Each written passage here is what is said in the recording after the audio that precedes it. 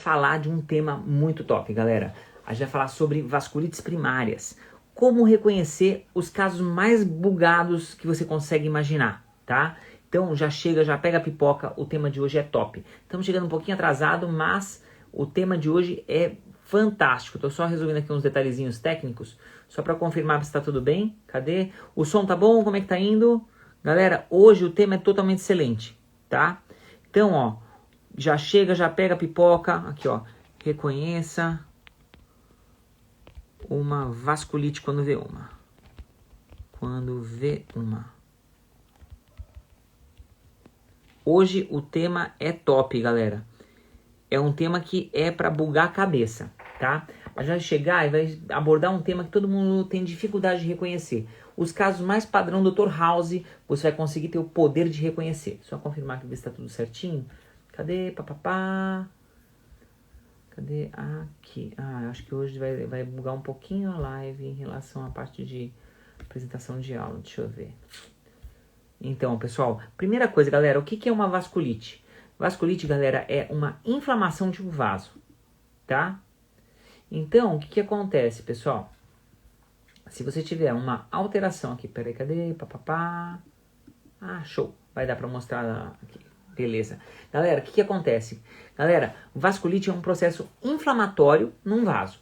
É diferente da aterosclerose, que é um processo inflamatório mais crônico, tá? Então, o que acontece? Geralmente, esses processos inflamatórios sistêmicos são doenças autoimunes. Então, uma doença autoimune que leva a alguns sintomas específicos, tá? Por isso que é muito comum esses casos serem acompanhados mais pelo reumato do que até pelo vascular. Por isso que é o tipo de coisa que buga praticamente todo mundo que acompanha esses negócios, galera. Então, ó, qualquer dúvida, qualquer coisa, joga no chat, galera. Vamos lá, tem muita coisa legal aqui.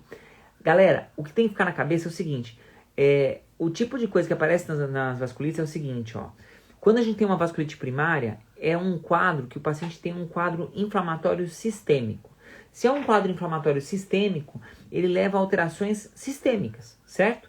Então, esse quadro, é muito comum ele estar relacionado com perda ponderal. O cara tem perda de peso sem causa aparente, tá? Aqui a gente vai dar o tintim por tintim do que você precisa fazer para poder reconhecer uma vasculite. Principalmente dando o nome de cada uma e como reconhecer. Eu não vou falar muito aqui sobre tratamento, tá? Como que você vai fazer pulsoterapia, quando você faz metilprednisolona, quando você usa ciclofosfamida. Eu não vou focar nisso. Eu vou focar em como você vai fazer o teu diagnóstico. Tá? Se você está curtindo esse tema, já manda um coraçãozinho aqui para mim pelo Instagram, ou já curte o canal, já se inscreve, já aperta no sininho, antes que eu esqueça desses detalhes de YouTube, que eu sempre esqueço de pedir, tá? E aqui a gente vai pegar e vai dar o tintim por tintim que você precisa. Galera, quando você pega uma vasculite primária, você tem que pensar em síndrome consumptiva. Esse é um conceito que tem que ter. Se o cara não tem perda ponderal, dificilmente ele tem uma vasculite primária. Tá? Mas é uma coisa que pode aparecer com uma certa frequência, tá bom? E esse cara vai ter o quê? Se ele tem um processo inflamatório sistêmico, ele vai ter o que mais? Ele vai ter processo inflamatório. Então, o cara que tem inflamação, ele não vai ter fome, né? Então, o cara vai ter perda de peso, ele não vai ter fome, ele vai ter perda de tônus muscular, vai ter outras alterações. E, mais específico, ele pode ter o quê? Alterações cutâneas, espontâneas, o cara vai ter uma ferida do nada e ele vai ter algumas lesões no vaso, especificamente no vaso, tá? E as lesões cutâneas acontecem por doença da microcirculação, por microangiopatia, por isquemia periférica, tá? É importante lembrar aqui que tem uma diferença grande entre vasculite, que é uma doença inflamatória de todos os vasos, tanto artéria quanto veia, quanto arterite, tá? Então o que acontece? Existem algumas arterites aqui que eu não vou comentar, tá bom? Que a trombongite obliterante é uma arterite, que é uma doença inflamatória da artéria. Só que aqui eu não vou comentar disso. Então, se vocês quiserem, a gente faz uma aula só de trombongite obliterante, mas aí vamos pegar outra coisa. Daí, a vasculite, ela leva a lesões de vasos no geral, tá bom? Não só artéria, tá? Existem vasculites secundárias, que tem doenças quaisquer que podem provocar, como por exemplo, febre maculosa, lúpus pode dar, que mais? Mal de Hansen, tá? Tem várias que podem provocar esse tipo de coisa. E tem as vasculites primárias, que são aquelas que são doenças próprias do vaso. E são essas que a gente vai focar hoje, são aquelas que mais bugam a cabeça do clínico. São aqueles casos meio Dr. House, assim, que evoluem de forma diferente. E daí o que acontece? Como que a gente faz o diagnóstico dessa birosca?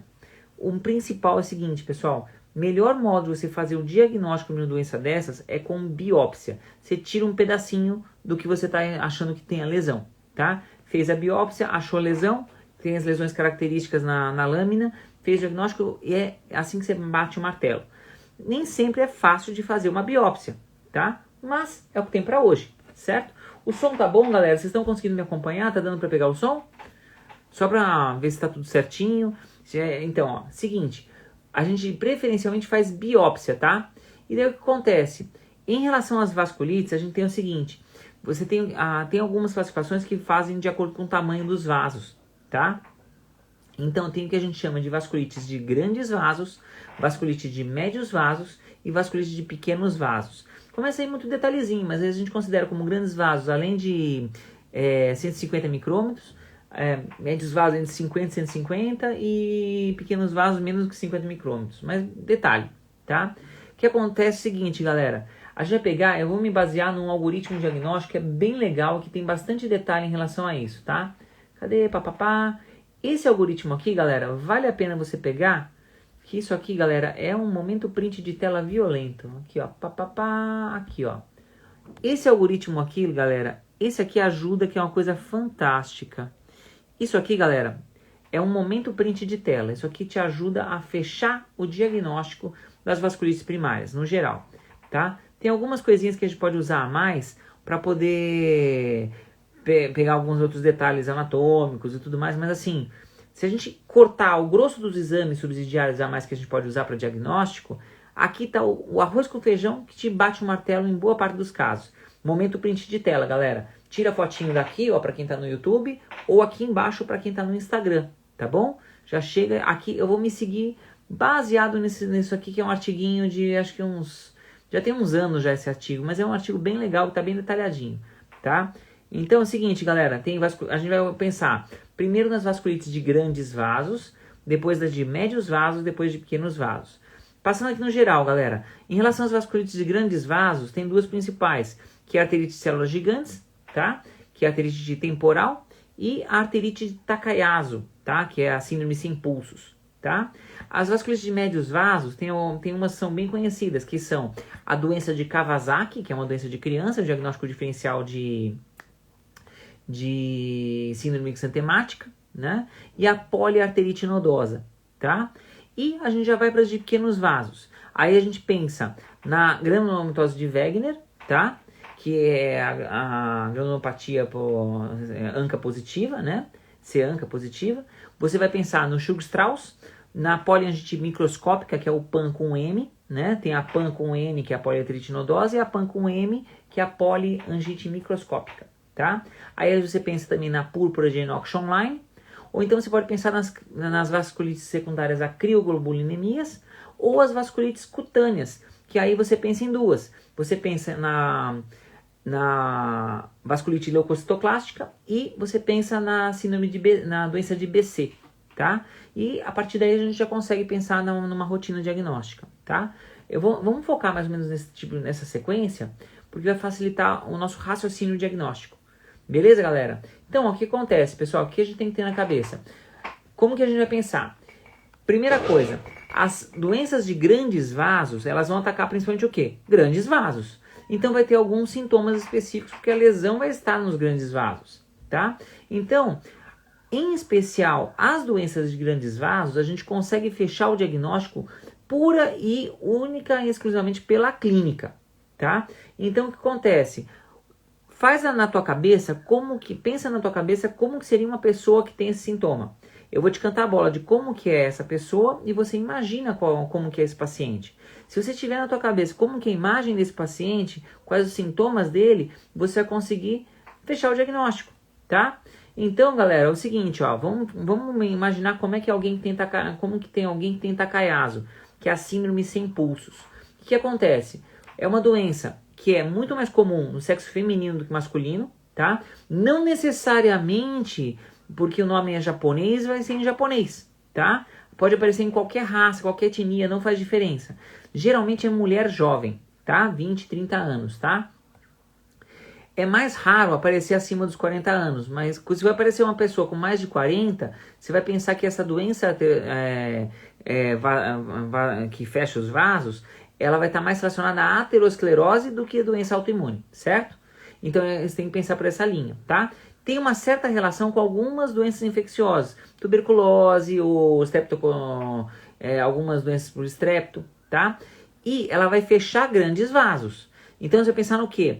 O que tem de grande vaso? Você vai pensar em estenose de artérias renais, você vai pensar em alteração de pulsos de membros superiores, tá? E alteração de pulsos carotídeos, tá? Então o que acontece? Por que chama de síndrome sem pulsos? Porque fecha os vasos principais. Se fecha os vasos principais, o que vai acontecer?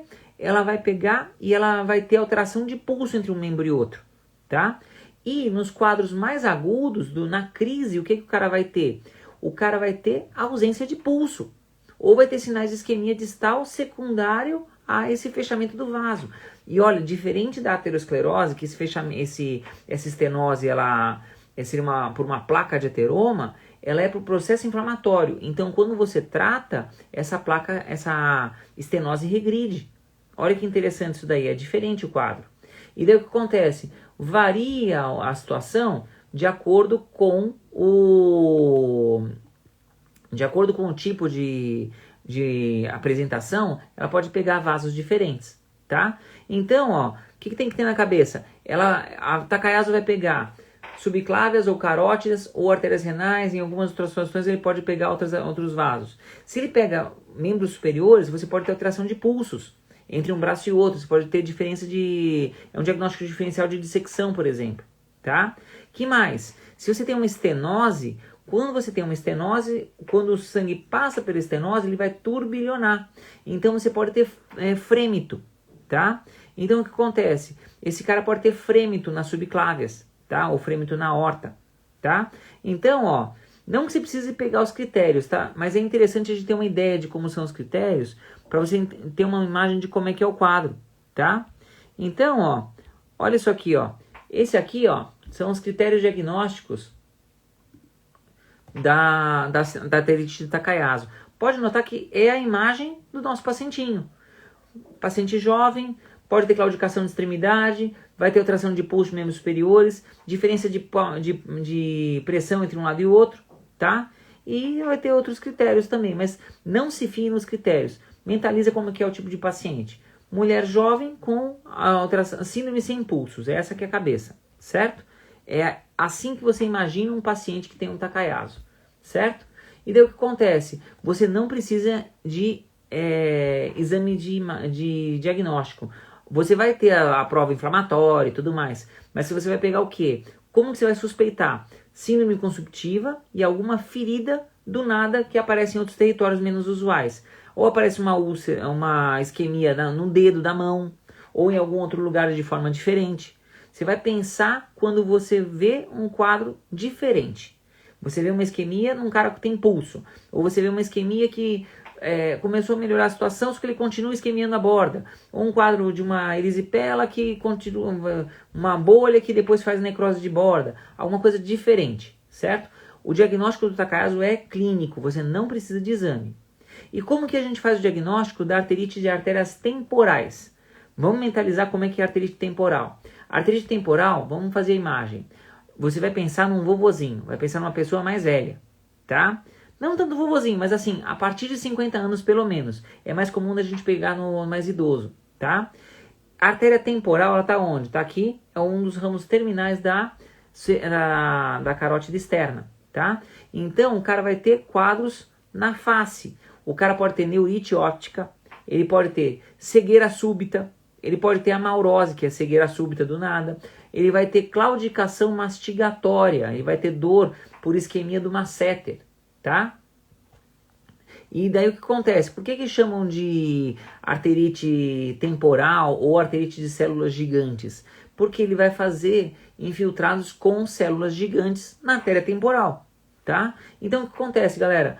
O quadro é um quadro de cefaleia com claudicação mastigatória numa paciente que tem alterações não necessariamente tem alteração de pulso, mas você tem que imaginar que pode aparecer lesão cutânea, tá?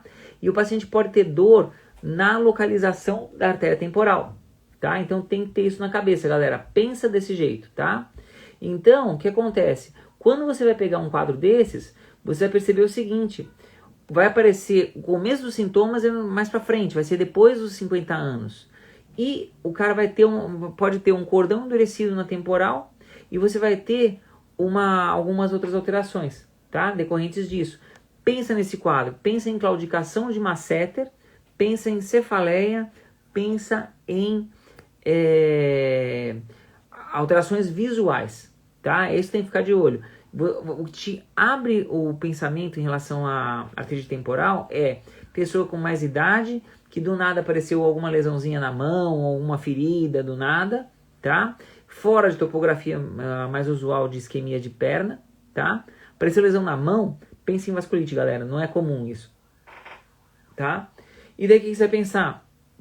Pense nos critérios que a gente está falando. Claudicação no masseter, alteração visual numa pessoa de mais idade, tá? Independente se é sexo masculino ou feminino, é um pouquinho mais comum no feminino, tá? Beleza? Olha, a galera tá chegando, né? Esse é um tema que é bem diferente. Que mais, galera? Então a gente falou um pouquinho do Takayasu, a gente falou um pouquinho da arterite temporal. O diagnóstico da arterite temporal e do Takayasu é clínico. Você mentaliza como que é o teu paciente e você vai olhar. Pega os critérios de Chapel Hill, que são os critérios lá da diagnósticos, e usa eles. Não se fia tanto neles para fazer o diagnóstico, mas olha os critérios e imagina como que é um paciente que tem essa doença, tá? Mentaliza como é para você ter a imagem mental de como é que é esse cara. Daí você vai conseguir reconhecer de encontrar uma coisa parecida, tá? Agora vamos para as vasculites de médios vasos, tá? A gente vai indo de grandes vasos para até de pequenos vasos. A gente vai indo dessa forma para a gente poder reconhecer caso a caso. Se você for pensar numa vasculite, você vai ver aquela ferida que está evoluindo de forma diferente. Aquele caso que não está respondendo ao tratamento convencional. E o paciente vem com história de perda ponderal. Tem alguma coisa esquisita nesse cara. E esse cara você vai ficar de olho, tá? Então, grandes vasos, o diagnóstico é clínico. Você não precisa de exame específico.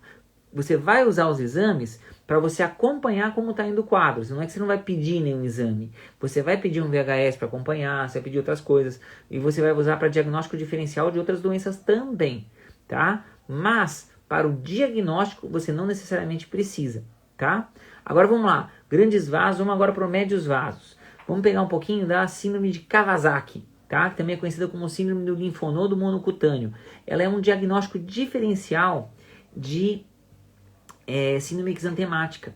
Por quê? Porque é uma doença muito comum em criança, tá? Geralmente aparece numa criancinha pequena, menos de 5 anos, é mais comum em países asiáticos, mas não necessariamente acontece só nos países em nipônico, tá? Geralmente é um quadro febril, por isso que você compara muito com sarampo, com outro tipo de doença, tá? Da hiperemia de conjuntiva, você pode ter lesões orais, o mais característico é o que a gente chama de língua em framboesa. Deixa eu ver se eu pego uma imagem de língua em framboesa aqui, ó.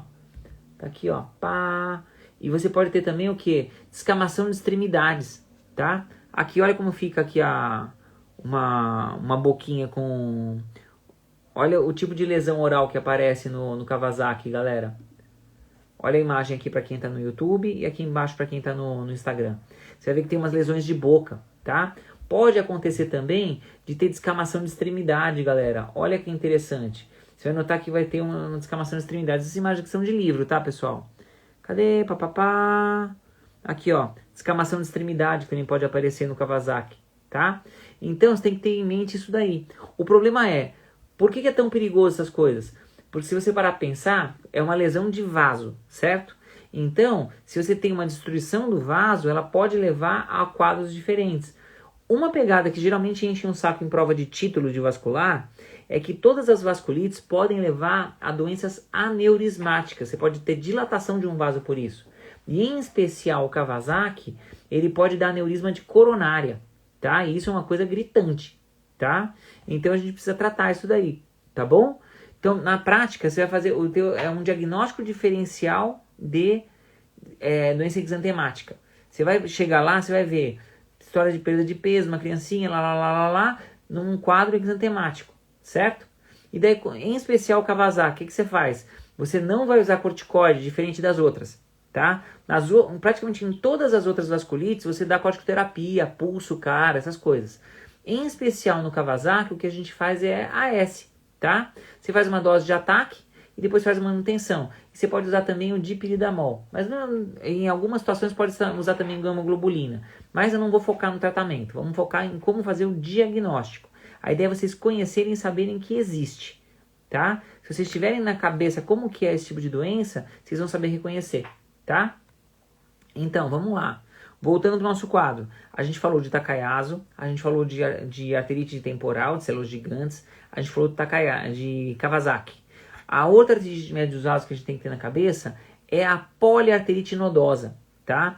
E daí o que acontece? Na poliarterite nodosa é uma doença de menina jovem, tá? Mesma coisa, fica na cabeça o quê? Você tem que pensar em paciente que aparece com ferida do nada em topografias diferentes e você vê uma evolução de forma diferente. Aparece uma ferida que tem cara de isquêmica, sei lá, na mão, que é lugar menos usual.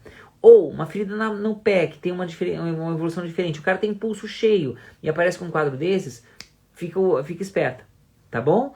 Tenha na cabeça que isso daí pode ser uma coisa diferente. Como que é a poliarterite nodosa? Geralmente é uma doença de menino jovem, tá? E o que acontece? O paciente pode fazer quadro de livedo e ele faz eritema nodoso. Você pode ver um vermelho com alguns nódulos na perna, tá? Se você ficar com dúvida, o que você vai fazer? Você vai biopsiar. Então, na dúvida, como é que você faz o diagnóstico? Biópsia. Qualquer uma das vasculites suspeitou, viu uma ferida estranha? Biopsia. Não fica com receio. E quando você for fazer a biópsia, evita pegar biópsia só de necrose. Pega tecido bom também. Tá? É assim que a gente faz o diagnóstico. Qualquer dúvida, qualquer coisa, galera, joga no chat, tá? Eu sei que é um tema meio árduo, é um tema meio difícil, mas é um negócio que dá um prazer interno quando você faz o diagnóstico, é uma coisa difícil de descrever, tá? E o que acontece? Em especial a poliarterite nodosa, qual que é o risco dela? Ela pode aparecer em surtos. E quando o paciente tem um surto da poliarterite nodosa, ele faz microaneurisma múltiplo. Pode fazer aneurisma intracraniano, pode fazer aneurisma renal, tá? Que são os lugares mais comuns de acontecer isso, tá? E uma outra coisa que acontece é o seguinte: via de regra não leva a alterações pulmonares, tanto em doença aneurismática quanto em relação à sintomatologia, tá? Então, tanto é que a gente até brinca falando que a PAN poupa pulmão, né? O paciente é muito comum ter alterações de função renal, pode fazer hemoptise, desculpa, ele poupa pulmão, então ele não faz hemoptise, não tem alteração pulmonar, tá? Mas pode alterar a função renal. Você vai ver uma criança que aparece com uma ferida do nada, na mão, alguma coisa diferente, e tá com perda de peso, e você vai notar que tem uma alteração de função renal do nada, investiga, tá? Faz uma biópsia, pensa nisso. Se você pensar nesse quadro, você vai poder fazer diagnóstico. É comum também aparecer neuropatia periférica nessas crianças, tá? Que mais? Então aqui a gente pegou Takayasu, células gigantes, a gente pegou arterite temporal, Kawasaki, poliarterite nodosa, a gente falou da PAN, tá? Agora vamos pegar a poliangite microscópica, que é uma outra coisa que você vai fazer diferencial, tá? O quadro é muito parecido, só que qual que é a diferença? A diferença é que a PAN com M, a poliangite microscópica, ela tem acometimento pulmonar. Então ela pode fazer alteração de função renal e associado quadro pulmonar. Então ela pode fazer o que a gente chama de síndrome pulmão-rim, também é conhecido em alguns lugares como síndrome de Goodpasture, tá? E daí o que acontece? Em especial aqui o que a gente vai fazer? Como que eu vou diferenciar a PAN com M, a poliangite microscópica, com a poliarterite nodosa? O que eu faço? A PAN com M, a poliarterite, a poliangite microscópica, ela vai ter o quê? Ela tem anticorpo antineutrófilo. Anticorpo antineutrófilo, isso daí tem um nome. Isso daí é o anticorpo anticitoplasma neutrófilo, que é o ANCA, tá? Então o que acontece? Tem duas apresentações do ANCA. Você tem o ANCA citoplasma o ANCA central, que o anticorpo está no núcleo do neutrófilo, e tem o perinuclear. Então você tem o P-ANCA e tem o C-ANCA. Em especial, a poliangite microscópica, ela é P-ANCA positiva, tá? Então o que acontece? Primeira coisa, você viu um quadro, você descartou as vasculites de grandes vasos. Até agora você não achou nada dos médios vasos. Qual o primeiro exame que você vai pedir? ANCA. Você vai pedir P-ANCA, vai pedir C-ANCA, tá? Se você tiver um quadro numa criança mais nova, tá vendo que tá fazendo um quadro de alteração de função renal, tá vendo que pode ter um quadro pulmonar associado, P-ANCA positivo, pense em poliangite microscópica, tá? E daí o que acontece? Faz uma lesão renal, geralmente rapidamente progressiva, tá? Com aquela formação de crescentes, é um quadro mais grave, tá? Então o que acontece? Você vai ter um quadro mais avançado, tá bom? E faz síndrome pulmão-rim. O paciente tem alteração pode ter hemoptise e piora de função renal, certo? Que mais? Pensando em alterações pulmonares, agora vamos para uma outra vasculite de pequenos vasos. Você pode ter o quê? Você pode ter também uma outra coisa que, diferente desse quadro de hemoptise, o que você vai ter? Vamos supor que ele faça um quadro de eosinofilia, faça um quadro mais voltado para alergia do que para quadro de piora de função renal. Se você tiver infiltrados eosinofílicos, tá? O que você vai ter? Você tem um quadro muito parecido com alergia, o carinha mais de asmático, coisa assim. O que você vai ter? Você vai ter também P-ANCA positivo, num quadro muito semelhante, parecido com esse, só que não necessariamente com alteração de função renal. E vai ter o quê? Você vai ter uma doença chamada doença de Churg-Strauss, tá? Que é o quê? É a doença... é a vasculite eosinofílica, tá? Então o quadro é muito parecido, tá? Então você vai conseguir reconhecer dessa forma, tá bom? Que mais? Vamos continuar. Vamos pegar agora um cara mais vovozinho. Mentaliza como são esses pacientes. Paciente mais vovozinho, que pode ter também um quadro pulmonar. Geralmente esses pacientes aparecem às vezes com caverna no pulmão. Tem muita gente que confunde com TB, tá? Às vezes aparece até com necrose de septo, tem umas outras lesões pulmonares maiores. Pode aparecer com lesão renal também associada, tá? E às vezes pode aparecer com úlceras orais, tá? E se ao invés de P-ANCA positivo, a lesão for citoplasmática, tá? For C-ANCA positiva, o que pode aparecer? Você vai ter o que a gente chama de granulomatose de Wegener, tá? O Wegener é mais comum com uma idade mais avançada, não aparece num paciente tão jovem, tá? Daí, a partir daí, a gente já conseguiu pegar o quê? Olha que legal. A partir daqui, por enquanto, a única coisa que a gente pediu de exame foi o ANCA, P-ANCA e C-ANCA. Você já conseguiu identificar as vasculites de grandes vasos, tá? Você já conseguiu identificar as vasculites de médios vasos, tá? Então, aqui a gente já pegou Wegener, a gente já conseguiu pegar Churg-Strauss, você já conseguiu diferenciar poliarterite nodosa, que ela é ANCA negativo, da poliangite microscópica, que é P-ANCA positivo, tá? E daí o que a gente vai fazer? Você vai conseguir diferenciar a partir daí. Então vamos lá. A partir daí, o que a gente vai fazer? Não conseguiu identificar nada disso. Se você tiver um quadro de paciente que tem púrpura, tá? Que são aquelas... como se fossem várias lesões pontiformes nesses pacientes, tá? Então o que acontece? Esse paciente pode ter também poliartralgia, lesões articulares importantes, tá? Geralmente faz púrpura na pele. Deixa eu pegar uma imagem de púrpura para vocês.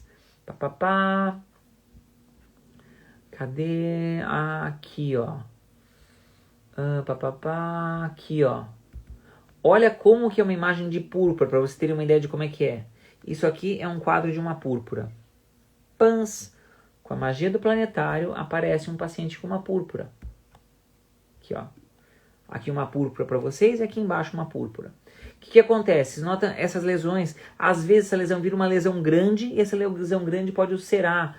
Tem gente que às vezes confunde erisipela. Muito parecido com o quadro que eu peguei hoje, tá? E daí o que acontece? Você tem um quadro desses, um paciente com poliartralgia.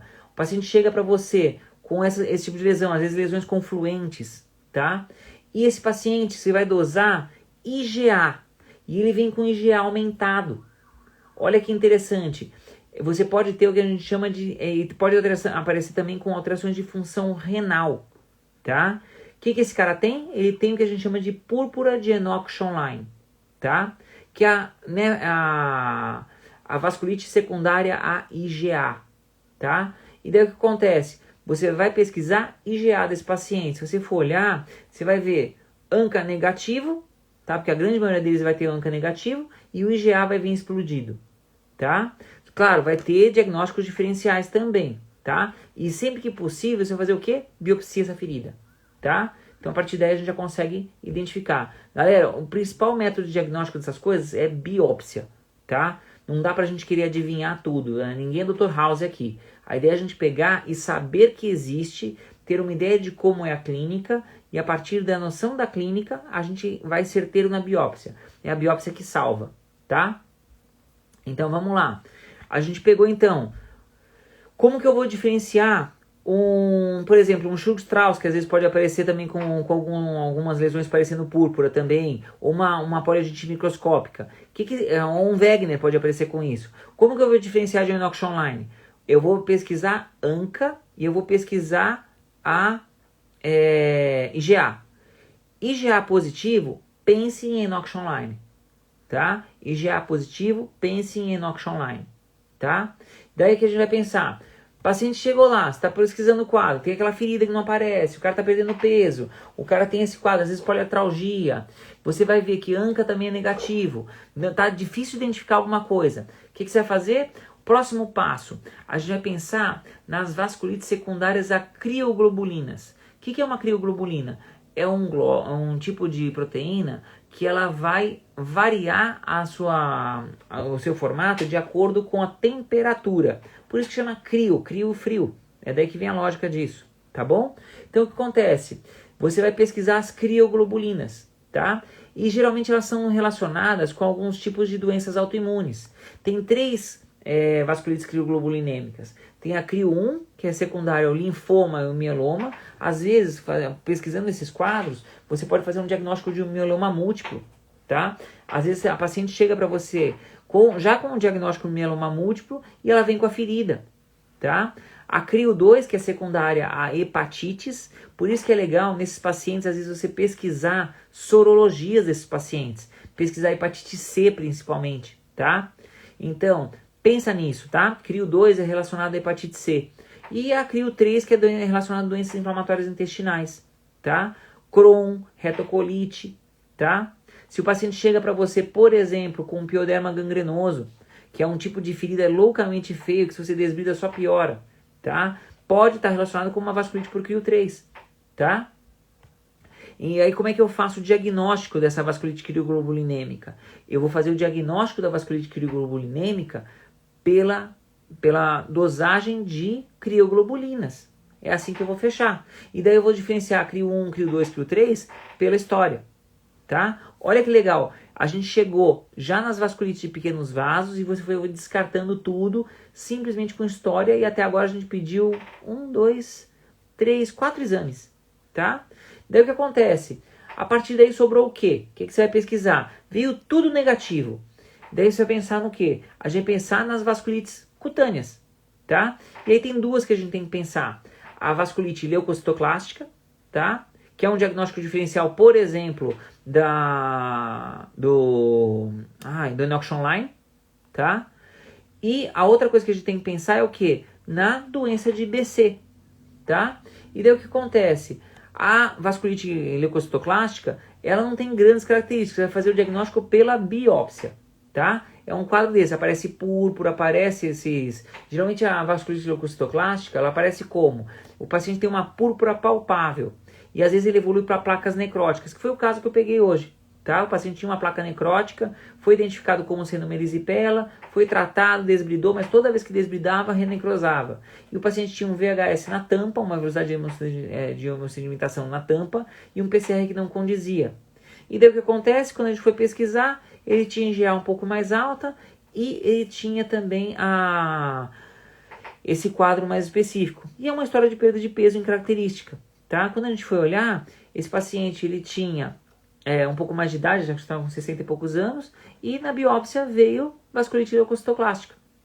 Agora já vai começar a pulsar esse paciente, ele vai evoluir com melhora. A ideia é essa, tá? Só que o diagnóstico foi agora, então antes de pulsar o paciente, a gente está vermifugando, tratando o cara para não ter aquelas infecções secundárias, tá?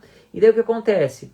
Geralmente, galera, tem que ficar de olho com o seguinte: é comum vasculite leucocitoclástica estar relacionada com ou uma neoplasia, ou alguns quadros infecciosos, ou alguns tipos de uso de drogas, tá? É importante ter isso em mente também, tá? Que mais? A doença de BC. BC, galera, é um outro tipo de vasculite de pequenos vasos, só que o quadro clínico do BC é muito florido. Muito florido. Ele tem vários sinais clínicos que são típicos da doença. O paciente tem o quê? Geralmente tem úlcera oral, pode ter úlcera genital, ele pode ter uveíte com hipópio, tem pus na câmara anterior, tá? Então, o que acontece? A pele é loucamente reativa. Então, você dá uma picadinha com uma agulha, ele vai ter uma reação inflamatória louca, que faz às vezes o nódulo, às vezes até uma pústula no lugar onde você pica, que é o que a gente chama de teste de patergia, tá? Então, a partir disso daí, tem vários sinais clínicos que você consegue fechar no BC. O BC é um quadro que você consegue reconhecer pelo tanto que o quadro clínico é florido, tá? Mas lembre de fazer a biópsia. A biópsia é o que pega, tá? Então, a partir daí, galera, a gente rodou todas as vasculites de uma forma rápida. E a partir daí você vai conseguir identificar como reconhecer, ou pelo menos sentir que existe uma vasculite no teu paciente, tá? Quando você pensa numa vasculite? Perda de peso sem causa aparente e uma ferida que não está evoluindo normal, está na topografia diferente do habitual. Esse cara você tem que ficar com a pulga atrás da orelha. Ele pode ter uma vasculite. Beleza, galera? A gente fez uma live de mais ou menos uns 40 minutos, rodando rapidinho todas as vasculites e como você faz o diagnóstico de cada uma delas. Ficou alguma dúvida, galera? Choros, gritos, lamentações? Gritos estrogênicos? Como é que tá aí, pessoal? Eu tentei transformar um tema difícil numa coisa mais fácil, tá? Então, vamos lá, galera. Alguma dúvida, alguma coisa, pessoal? Como é que tá aí? Beleza? Sem dúvidas para tirar aqui ao vivo? Essa live, galera, vai ficar no ar por uma semana, não aqui no Instagram, mas no nosso canal do YouTube, que o link tá lá no meu perfil. No meu perfil do Instagram, você vai entrar lá, entra no meu canal do YouTube e essa live vai ficar lá. O comecinho acabou ficando meio lento, porque eu tava ainda corrigindo alguns erros de ajuste de técnico aqui da parte da live, mas ela vai ficar no ar por uma semana, depois ela fica na nossa comunidade de alunos do curso 10 em 12. 10 anos de experiência em vascular em 12 semanas. Tem o poder de reconhecer a doença do teu paciente com história de exame físico, tá? Tem alguma dúvida aí, galera? Vocês querem tirar alguma dúvida ao vivo, alguma coisa? Nada? Então, beleza, galera. Qualquer dúvida, qualquer coisa, vocês me mandam pelo Instagram. Beleza? Ixi, será que eu não... Ixi, eu não transmiti ao vivo. Ai, que coisa. Eu acabei de ver que eu acabei não mandando. Que droga. Bom, agora eu entendi porque não foi pro negócio. Bom, beleza, pessoal. O que acontece? Essa live aqui eu vou deixar aqui no Instagram, agora que eu percebi, tá? Então o que a gente vai fazer? Eu vou mandar no Instagram e vou... Assim que eu conseguir, eu vou tirar daqui do Instagram e jogar lá no YouTube, tá? Beleza, galera? Dúvidas, choros, lamentações? Qualquer coisa é só mandar mensagem pra mim, tá bom? Então, tamo junto, galera. Falou!